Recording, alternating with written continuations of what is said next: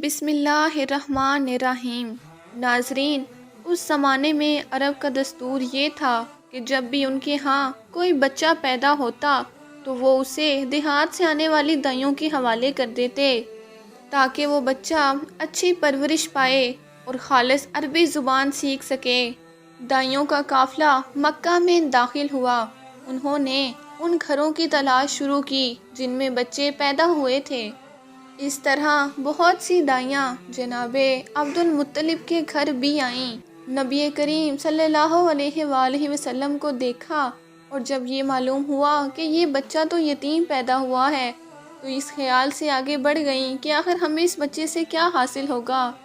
کسی نے آپ کو دودھ پلانا منظور نہ کیا اور کرتی بھی کیسے۔ یہ سعادت تو حلیمہ سعدیہ رضی اللہ تعالیٰ عنہ کے حصے میں آنی تھی۔ جب حلیمہ مکہ پہنچی تو انہیں معلوم ہوا کہ سب دائیوں کو کوئی نہ کوئی بچہ مل گیا ہے اور اب صرف وہ بغیر بچے کے رہ گئی ہیں اور اب مکہ میں کوئی بچہ نہیں بچا۔ ہاں، ایک یتیم بچہ ضرور باقی ہے جسے باقی عورتیں چھوڑ کے چلی گئیں۔ حلیمہ نے اپنے شوہر عبداللہ ابن حارث سے کہا، اللہ کی قسم مجھے یہ بات بہت ناگوار گزر رہی ہے کہ میں بچے کے بغیر واپس جاؤں اور باقی سب عورتیں بچے کے ساتھ واپس آئیں گی، وہ سب مجھے طعنہ دیں گی، کیوں نہ ہم اسی یتیم بچے کو لے لیں۔ چنانچہ حلیمہ سعدیہ رضی اللہ تعالیٰ عنہ جناب عبد المطلب رضی اللہ تعالیٰ عنہ کے گھر گئیں۔ جناب عبد المطلب اور حضرت آمنہ رضی اللہ تعالیٰ عنہ نے ان کا استقبال کیا۔ پھر حضرت آمنہ رضی اللہ تعالیٰ عنہ انہیں بچے کے پاس لے آئیں۔ آپ اس وقت ایک اونی چادر میں لپٹے ہوئے تھے۔ وہ چادر سفید رنگ کی تھی۔ آپ سیدھے لیٹے ہوئے تھے۔ آپ کی سانس کی آواز کے ساتھ مشک کی سی خوشبو پورے کمرے میں پھیل رہی تھی۔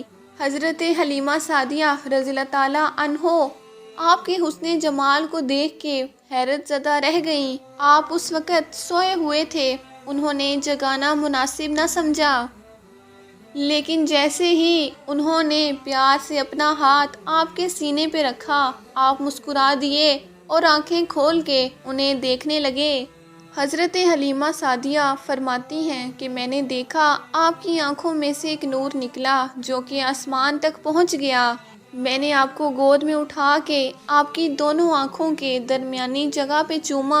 پھر میں نے آپ کی والدہ اور حضرت عبد المطلب سے اجازت چاہی، قافلے میں آئی۔ میں نے آپ کو دودھ پلانے کے لیے گود میں لٹایا تو آپ دائیں طرف سے دودھ پینے لگے۔ پہلے میں نے بائیں طرف سے دودھ پلانا چاہا لیکن آپ نے وہاں سے دودھ نہ پیا اور دائیں طرف سے فوراً دودھ پینے لگے۔ بعد میں بھی آپ کی یہی عادت رہی، آپ ہمیشہ دائیں طرف سے دودھ پیتے تھے اور بائیں طرف سے میرا بیٹا دودھ پیتا تھا۔ پھر قافلہ روانہ ہوا۔ حضرت حلیمہ رضی اللہ تعالیٰ عنہ فرماتی ہیں کہ میں اپنے خچر پہ سوار ہوئی تو میرا خچر سب سے زیادہ تیز چلنے لگا۔ پورے قافلے میں میرا خچر سب سے آگے چلنے لگا۔ سب عورتیں حیرت زدہ ہو کے پوچھنے لگیں، حلیمہ یہ وہی خچر ہے نا جس پہ بیٹھ کے تو مکہ آئی تھی اور جس کے لیے ایک ایک قدم اٹھانا مشکل تھا؟ جواب میں نے ان سے کہا، اللہ کی قسم یہ وہی خچر ہے، اس کا معاملہ بہت عجیب ہے۔ پھر یہ لوگ بنو سعد کی بستی پہنچ گئے۔ ان دنوں یہ علاقہ خشک اور قحط زدہ تھا۔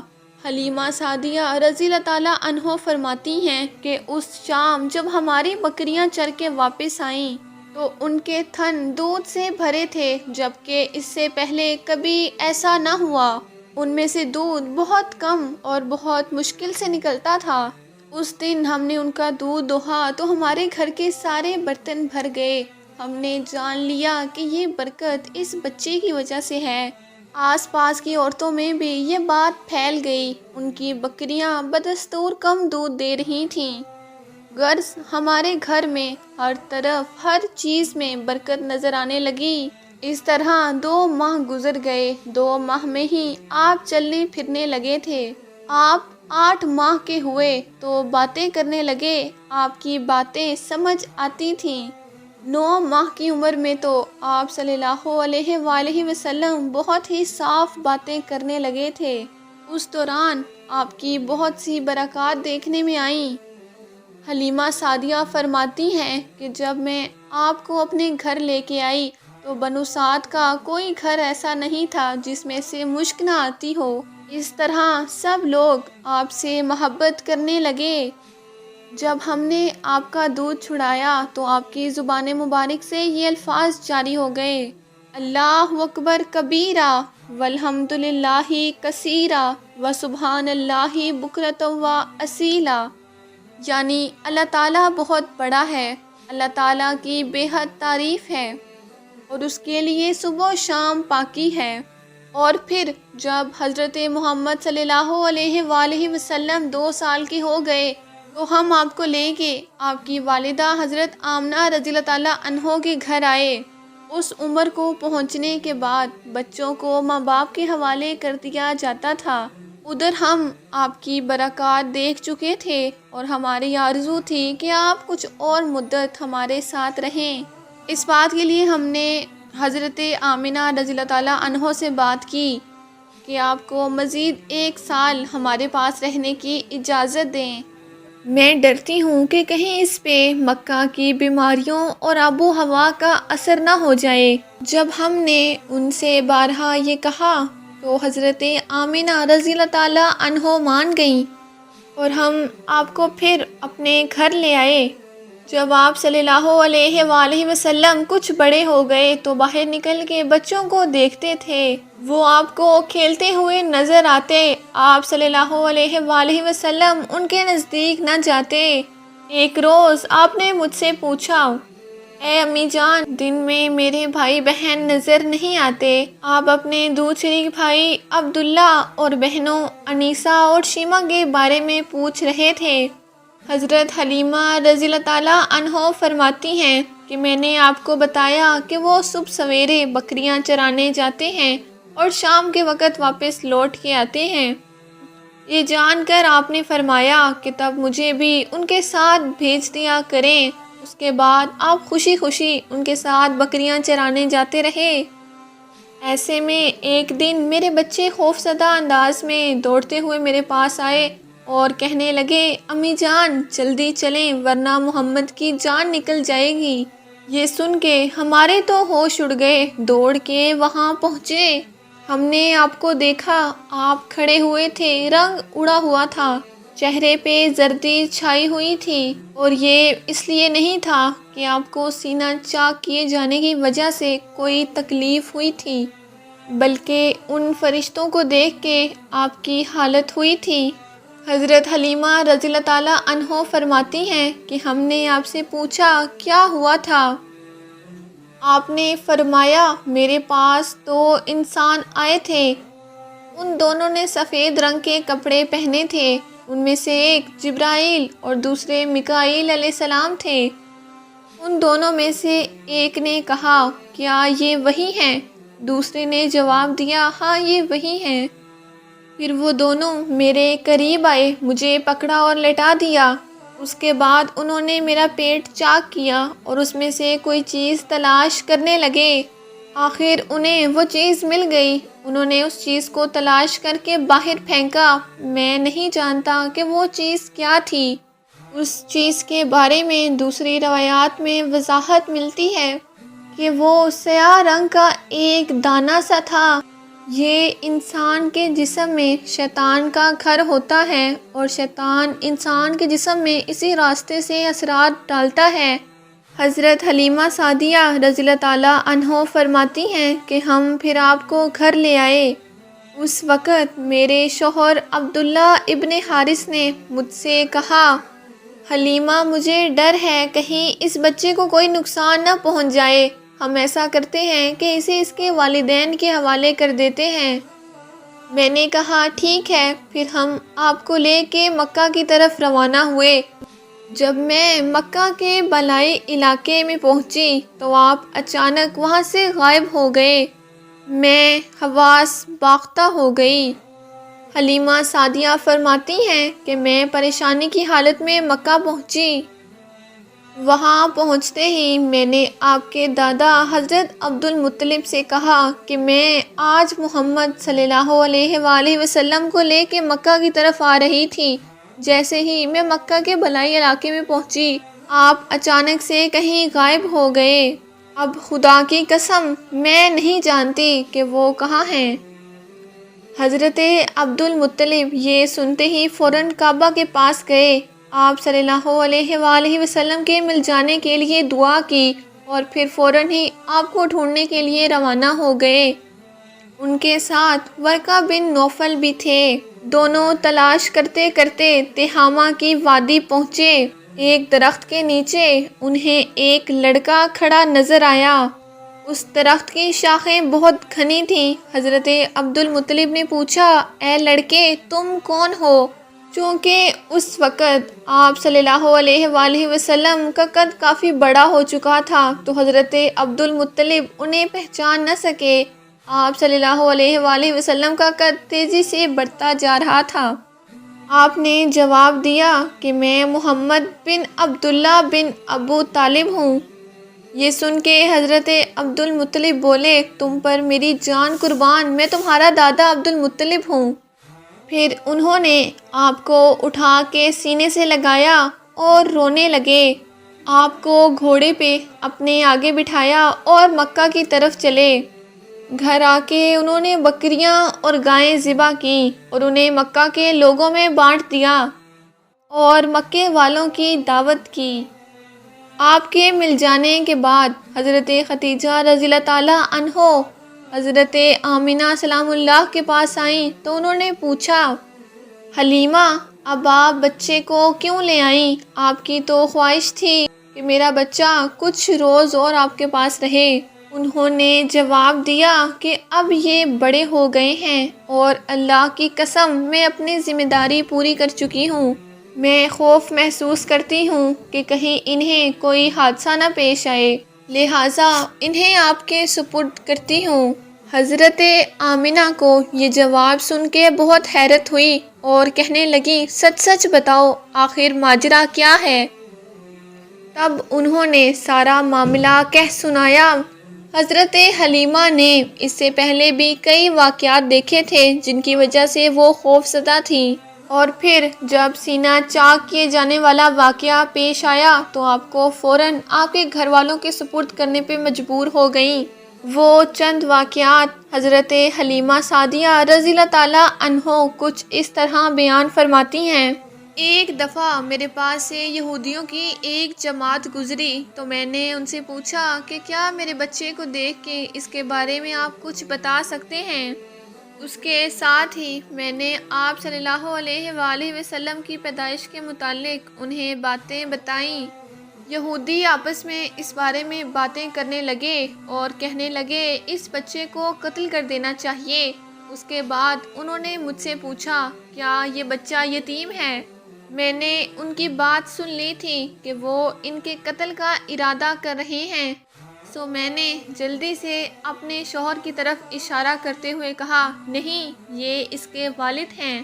تب انہوں نے کہا، اگر یہ بچہ یتیم ہوتا تب ہم ضرور اسے قتل کر دیتے۔ یہ بات انہوں نے اس لیے کہی کیونکہ انہوں نے پرانی کتابوں میں پڑھ رکھا تھا کہ اللہ کے آخری نبی حضور کریم صلی اللہ علیہ وآلہ وسلم آنے والے ہیں۔ ان کا دین سارے عالم میں پھیل جائے گا، ہر طرف ان کا بول بالا ہوگا۔ ان کی پیدائش اور بچپن کی یہ علامات ہیں اور یہ کہ وہ یتیم ہوں گے۔ اب چنانچہ کہ حلیمہ سعدیہ نے ان سے یہ کہہ دیا کہ یہ بچہ یتیم نہیں ہے تو انہوں نے خیال کیا کہ یہ وہ بچہ نہیں۔ اس طرح انہوں نے بچے کو قتل کرنے کا ارادہ ترک کر دیا۔ اسی طرح ایک دفعہ ان کے ساتھ یہ معاملہ پیش آیا کہ وہ آپ کو عکاظ کے میلے میں لے آئیں۔ جاہلیت کے دور میں یہاں بہت مشہور میلہ لگتا تھا۔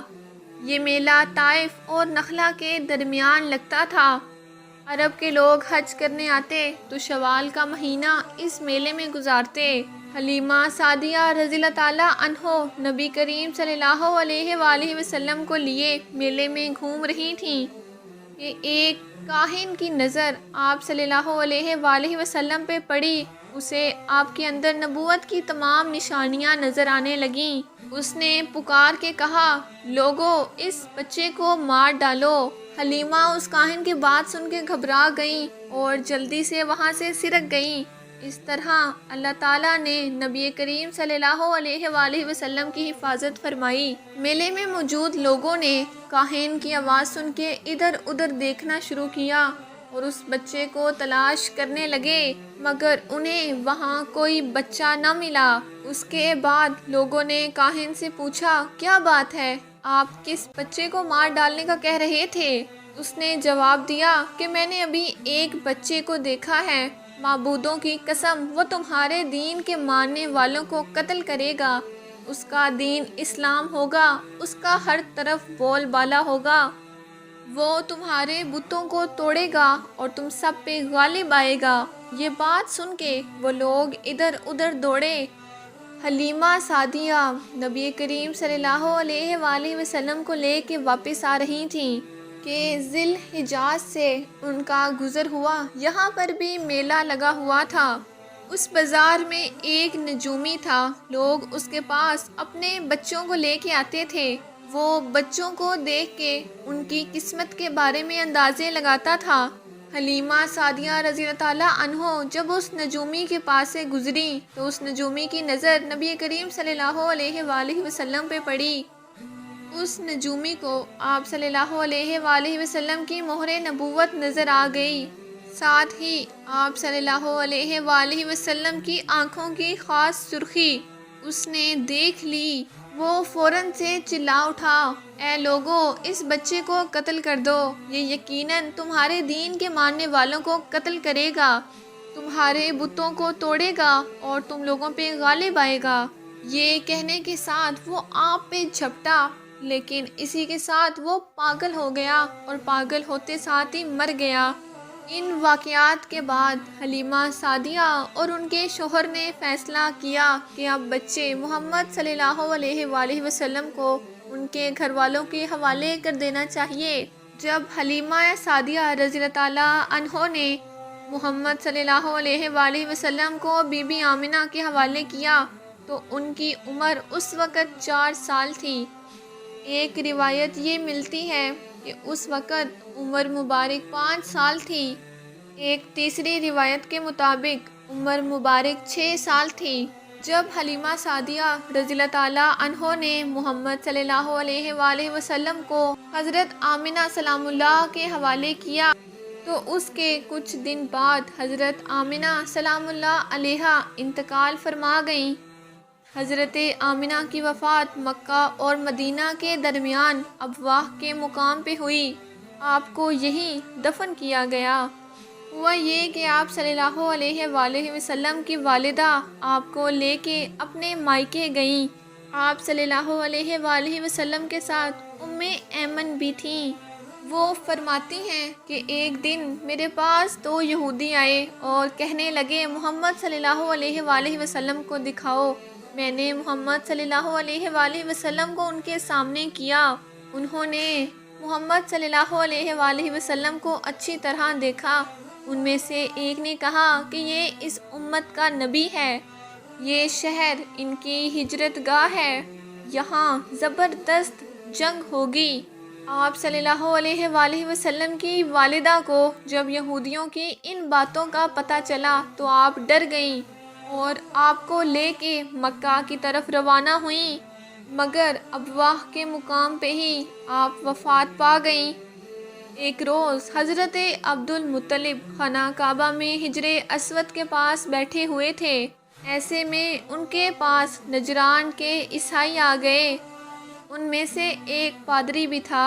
اس پادری نے حضرت عبد المطلب سے کہا، ہماری کتاب میں ایک ایسے نبی کی علامات ہیں جو اسماعیل کی اولاد سے ہونا باقی ہے اور اس کی پیدائش کی یہ علامات ہیں، یہ شہر اس کی جائے پیدائش ہے، اس کی یہ نشانیاں ہوں گی۔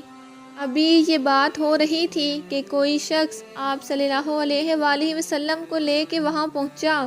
پادری کی نظر جو ہی آپ پہ پڑی وہ چونک اٹھا اور کہنے لگا، وہ نبی یہی ہیں، یہ تمہارے کیا لگتے ہیں؟ حضرت عبد المطلب بولے، یہ میرے بیٹے ہیں۔ تو اس نے کہا، اچھا تو پھر یہ وہ نہیں، کیونکہ ہماری کتاب میں لکھا ہے کہ ان کے والد کا انتقال ان کی پیدائش سے پہلے ہوگا۔ یہ سن کے حضرت عبد المطلب بولے، یہ دراصل میرا پوتا ہے، اس کے باپ کا انتقال اس وقت ہو گیا تھا جب یہ پیدا ہونے والا تھا۔ اس پر پادری بولا، ہاں یہ بات ہوئی نا، یہی اس امت کے نبی ہیں، آپ اس کی پوری طرح حفاظت کریں۔ حضرت عبد المطلب کی آپ سے محبت کا یہ عالم تھا کہ کھانا کھانے بیٹھتے تو کہتے، میرے بیٹے کو لے آؤ۔ آپ تشریف لاتے تو حضرت عبد المطلب آپ کو اپنے پاس بٹھاتے، آپ کو اپنے ساتھ کھلاتے۔ ناظرین، نبی کریم صلی اللہ علیہ وآلہ وسلم 7 سال کے ہو چکے تھے کہ آپ کی آنکھیں دکھنے کو آ گئیں۔ مکہ میں آنکھوں کا علاج کروایا گیا لیکن کوئی فرق نہ پڑا۔ حضرت عبد المطلب سے کسی نے کہا، عکاظ کے بازار میں ایک راہب رہتا ہے، وہ آنکھوں کی تکالیف کا علاج کرتا ہے۔ حضرت عبد المطلب نبی کریم صلی اللہ علیہ وآلہ وسلم کو دے کے اس راہب کے پاس پہنچے۔ اس کی عبادت گاہ کا دروازہ بند تھا۔ انہوں نے اسے آواز دی، راہب نے کوئی جواب نہ دیا۔ اچانک عبادت گاہ میں ایک شدید زلزلہ آیا۔ راہب ڈر گیا کہ کہیں عبادت خانہ اس کے اوپر نہ گرے، اس لیے فوراً ہی اپنی عبادت گاہ سے باہر نکل آیا۔ اس کے بعد اس نے جیسے ہی نبی کریم صلی اللہ علیہ وآلہ وسلم کو دیکھا تو چونک اٹھا۔ اس نے کہا، اے عبد المطلب، یہ لڑکا اس امت کا نبی ہے، اگر میں باہر نہ نکل آتا تو یہ عبادت گاہ ضرور مجھ پہ گرتی۔ اس لڑکے کو فوراً واپس لے جاؤ اور اس کی حفاظت کرو، کہیں یہودی یا عیسائیوں میں سے اسے کوئی دیکھ نہ لے۔ اور رہی بات ان کی آنکھوں کی، تو آنکھوں کی دوا تو خود ان کے پاس موجود ہے۔ حضرت عبد المطلب یہ سن کے حیران ہوئے اور پوچھنے لگے، ان کے اپنے پاس ہے، میں اس بات کو سمجھا نہیں۔ تو راہب کہنے لگا، ان کا لعاب دہن ان کی آنکھوں میں ڈالا جائے تو ان کی آنکھیں فوراً سے ٹھیک ہو جائیں گی۔ ایسا ہی کیا گیا اور آنکھوں کا درد مکمل ختم ہو گیا۔ ناظرین، پرانی آسمانی کتابوں میں نبی کریم صلی اللہ علیہ وآلہ وسلم کی بہت سی نشانیاں موجود تھیں جن کی تفصیل انتہائی دلچسپ ہے۔ یمن میں ایک قبیلہ حمیر تھا، وہاں ایک شخص سیف بن یزن تھا، وہ سیف حمیری کہلاتا تھا۔ کسی زمانے میں اس کے باپ دادا یمن پہ حکومت کرتے تھے، لیکن اس کے بعد حبشیوں نے یمن پہ حملہ کیا اور حبشی یمن پہ غالب آ گئے۔ 70 سال تک یمن حبشیوں کے قبضے میں رہا۔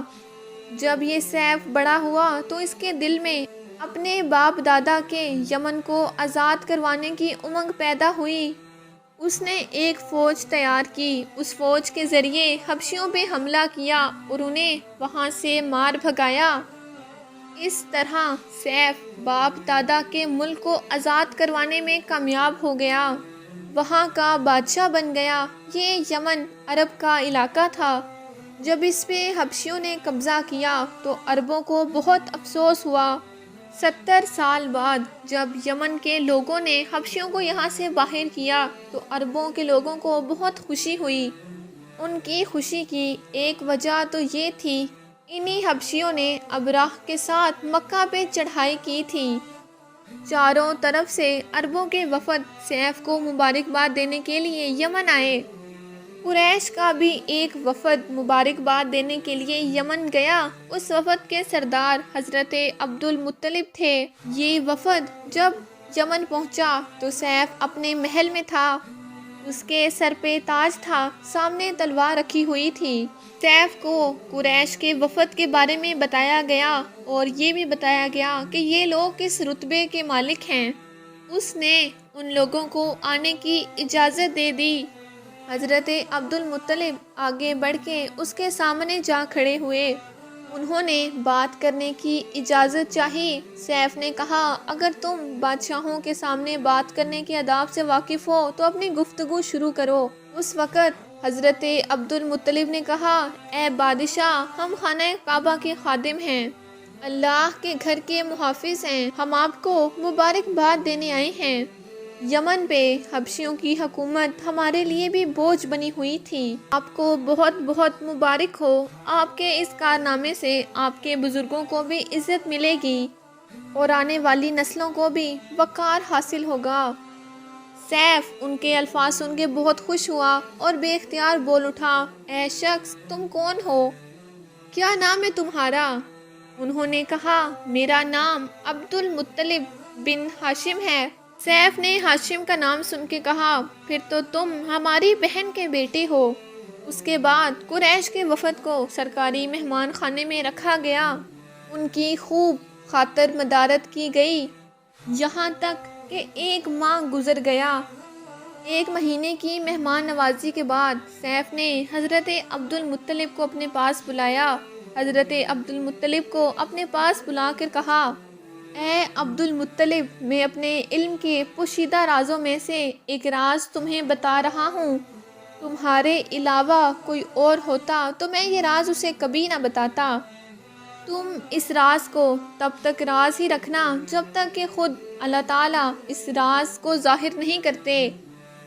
ہمارے پاس ایک پوشیدہ کتاب ہے، وہ پوشیدہ رازوں کا ایک خزانہ ہے، ہم دوسروں کو اس سے چھپا کے رکھتے ہیں۔ میں نے اس کتاب میں ایک عظیم الشان خبر اور ایک بہت بڑے خطرے کے بارے میں پڑھ لیا ہے، اور وہ آپ کے بارے میں ہے۔ حضرت عبد المطلب یہ باتیں سن کے حد درجہ پریشان ہوئے اور پکار اٹھے، میں سمجھا نہیں، آپ کہنا کیا چاہتے ہیں؟ اس نے کہا، سنو عبد المطلب، جب تہامہ کی وادی یعنی کہ مکہ میں ایسا بچہ پیدا ہو جس کے دونوں کندھوں کے درمیان بالوں کا گچھا یعنی کہ مہر نبوت ہو، تو اسے امامت اور سرداری حاصل ہوگی، اور اس کی وجہ سے تمہیں قیامت تک کے لیے اعزاز ملے گا، عزت ملے گی۔ یہ بات سن کے حضرت عبد المطلب نے کہا، اے بادشاہ، اللہ کرے آپ کو بھی ایسی خوش بختی حاصل ہو۔ آپ کی ہیبت مجھے روک رہی ہے، ورنہ میں آپ سے پوچھتا کہ اس بچے کا زمانہ کب ہوگا۔ بادشاہ نے جواب دیا، یہی اس کا زمانہ ہے، وہ اسی زمانے میں پیدا ہوگا یا پیدا ہو چکا ہے۔ اس کا نام محمد صلی اللہ علیہ وآلہ وسلم ہوگا۔ اس کی والدہ کا انتقال ہو جائے گا، اس کے دادا اور اس کے چچا اس کی پرورش کریں گے۔ ہم بھی اس کے آرزو مند رہے کہ وہ بچہ ہمارے ہاں پیدا ہو۔ اللہ اس بچے کو سرعام ظاہر فرمائے گا اور اس کے لیے ہم میں سے یعنی کہ مدینے کے قبیلے خزرج میں اس نبی کے مددگار بنائے گا۔ ہم میں سے اس نے اس وجہ سے کہا کیونکہ خزرج اصل میں یمن کے لوگ تھے، اور ان کے ذریعے ان کے دشمنوں کو ذلت ملے گی، اور ان کے ذریعے وہ تمام لوگوں سے مقابلہ کرے گا، اور ان کے ذریعے زمین کے اہم علاقے فتح ہو جائیں گے۔ وہ نبی رحمان کی عبادت کرے گا، شیطان کو دھمکائے گا، آتش کدوں کو ٹھنڈا کرے گا، بتوں کو توڑ ڈالے گا، اس کی ہر بات آخری فرمان ہوگی، اس کے احکامات انصاف والے ہوں گے، وہ نیک کاموں کا حکم دے گا، برائیوں سے روکے گا، برائیوں کو مٹا ڈالے گا۔ حضرت عبد المطلب نے سیف بن یزن کو دعا دی اور کہا، کچھ اور تفصیلات بیان کریں، بات ڈھکی چھپی ہے اور علامتیں پوشیدہ ہیں، مگر اے عبد المطلب، اس میں شبہ نہیں کہ تم اس کے دادا ہو۔ عبد المطلب یہ سن کے فوراً سجدے میں گر گئے، اور پھر سیف نے ان سے کہا، اپنا سر اٹھاؤ اے عبد المطلب، اپنی پیشانی اونچی کرو اور مجھے بتاؤ کہ کیا جو سب کچھ میں نے تم سے کہا، کیا تم نے ان میں سے کوئی علامت اپنے ہاں دیکھی ہے؟ اس پر حضرت عبد المطلب نے کہا کہ ہاں، میرا ایک بیٹا تھا، میں اسے بہت چاہتا تھا۔ میں نے ایک شریف لڑکی آمنہ بنت وہب عبدی مناف سے ان کی شادی کروائی۔ وہ میری قوم کے انتہائی باعزت خاندان سے تھیں۔ اس سے میرے بیٹے کے ہاں ایک لڑکا پیدا ہوا۔ میں نے اس کا نام محمد رکھا۔ اس کے والد اور اس کی والدہ انتقال فرما چکی ہیں۔ میں اور اس کے چچا اس کی پرورش کر رہے ہیں۔ اب سیف نے ان سے کہا، میں نے تمہیں جو کچھ بتایا وہ واقعہ اسی طرح ہے۔ اب تم اپنے پوتے کی حفاظت کرو، اسے یہودیوں سے بچائے رکھو کیونکہ وہ یہودی اس کے دشمن ہیں۔ یہ الگ بات ہے کہ اللہ تعالیٰ ان لوگوں کو ہرگز اس پہ قابو نہیں پانے دے گا، اور میں نے جو کچھ آپ کو بتایا ہے اس کا اپنے قبیلے والوں سے ذکر نہ کرنا۔ مجھے ڈر ہے کہ کہیں ان باتوں کی وجہ سے ان لوگوں میں حسد اور جلن نہ پیدا ہو جائے۔ اس کے بعد اس نے حضرت عبد المطلب کے ساتھیوں کو بلایا۔ ان میں سے ہر ایک کو 10 حبشی غلام، 10 حبشی باندیاں اور دھاری دار یمنی چادریں، بڑی مقدار میں سونا چاندی، 100 اونٹ اور عنبر کے بھرے ڈبے دیے گئے۔ پھر حضرت عبد المطلب کو اس سے 10 گنا زیادہ دیا اور کہا کہ سال گزرنے پہ میرے پاس ان کی خبر لے کے آنا۔ لیکن سال گزرنے سے پہلے ہی ان بادشاہ کا انتقال ہو گیا۔ نبی کریم صلی اللہ علیہ وآلہ وسلم کے دادا جان اکثر اس بادشاہ کا ذکر کیا کرتے تھے۔ نبی کریم صلی اللہ علیہ وآلہ وسلم کی عمر تقریباً 8 سال ہوئی تو حضرت عبد المطلب انتقال فرما گئے۔ اس طرح ایک عظیم سرپرست کا سایہ ان کے سر سے اٹھ گیا۔ اس وقت حضرت عبد المطلب کی عمر مبارک 95 برس تھی۔ تاریخ کی بعض کتابوں میں ان کی عمر اس سے بھی زیادہ بتائی گئی ہے۔ جس وقت حضرت عبد المطلب کا انتقال ہوا، نبی کریم صلی اللہ علیہ وآلہ وسلم ان کی چارپائی کے پاس موجود تھے۔ آپ صلی اللہ علیہ وآلہ وسلم زارو قطار رونے لگے۔ حضرت عبد المطلب کو عجون کے مقام پہ ان کے دادا قصی کے پاس دفن کیا گیا۔ مرنے سے پہلے انہوں نے نبی کریم صلی اللہ علیہ وآلہ وسلم کو اپنے بیٹے ابو طالب کے حوالے کیا۔ ابو طالب آپ کے نگران ہوئے۔ انہیں بھی آپ سے بے تحاشا محبت ہو گئی۔ ان کے بھائی عباس اور زبیر بھی آپ سے بے انتہا محبت کرتے تھے۔ اس کے بعد حضرت زبیر بھی انتقال فرما گئے تو پھر آپ کی نگرانی آپ کے چچا حضرت ابو طالب ہی کرتے رہے۔